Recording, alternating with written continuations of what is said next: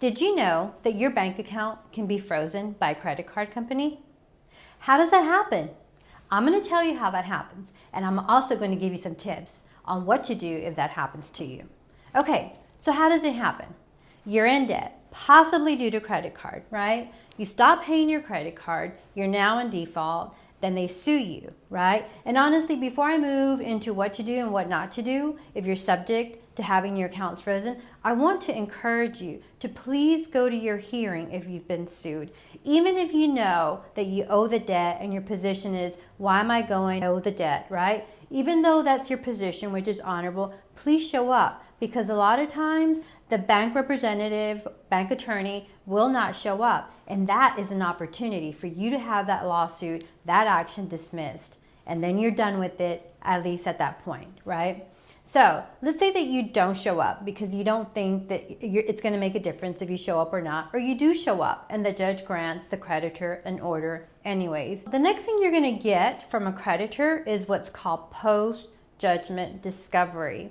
These are tools that attorneys use to get information related to claims or defenses. Generally, you're going to see something called interrogatories in that post-judgment discovery, maybe along with some other requests for production and requests for admission, which I can talk about more in some other video. But here's the thing. When you get post-judgment discovery requests for information from this creditor, please do not ignore that. That is an opportunity for you to prove to a creditor that all of the property that you own, or what little property you own, that it is exempt from seizure. And sometimes that will get them to back off, okay? If you don't answer that post-judgment discovery, they don't know one way or another whether you have property that is subject to seizure or not, and they may move into the next phase of action, into the next level of action against you. What's that going to be? That's generally going to be a motion to appoint a receiver. Second tip, what not to do. Please do not ignore that motion. If you see that motion, you don't understand it, contact an attorney immediately, because if you respond to that motion, that may be an opportunity for you to notify the court or to flag to the court that all of the property that you have, or what little property you have, is exempt from seizure.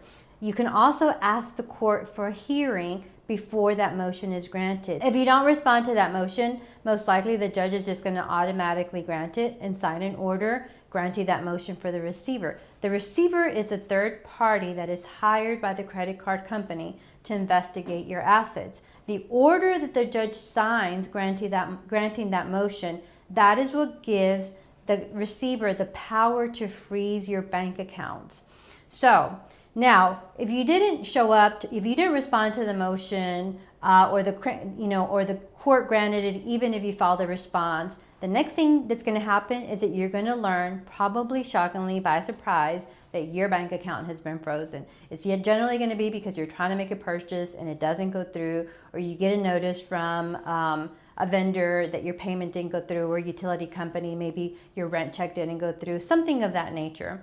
When that happens, your money that you use on a daily basis is no longer available to you. Your reaction is going to be, call the receiver. The bank is going to give you that receiver's information.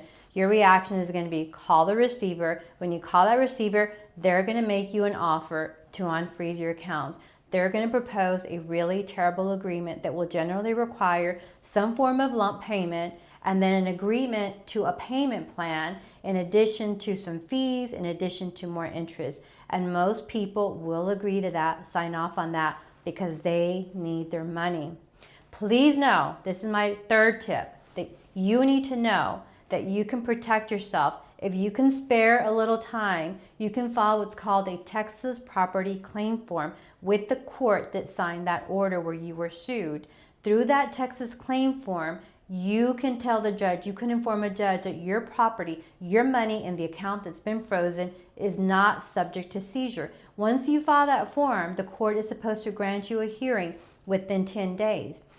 Unfortunately, most people don't know that they can do that, or they panic and they call a receiver and they think that that's their only option and their best option, and that is not the case. I'm a personal injury attorney, but I've been practicing for over 20 years, and I've had the opportunity of helping clients, family, and friends with matters other than personal injury, such as this type of matter when they're being pursued by a creditor. I had to do it recently for a client, so I wanted to share this information with you while the information was still fresh on my mind. I hope that this has been helpful to you in some form or fashion. You're welcome to call us if you have any follow-up questions. And as always, thank you so much for taking the time to listen to us. We hope to see you again. And don't forget to subscribe to our channel. Thank you so much.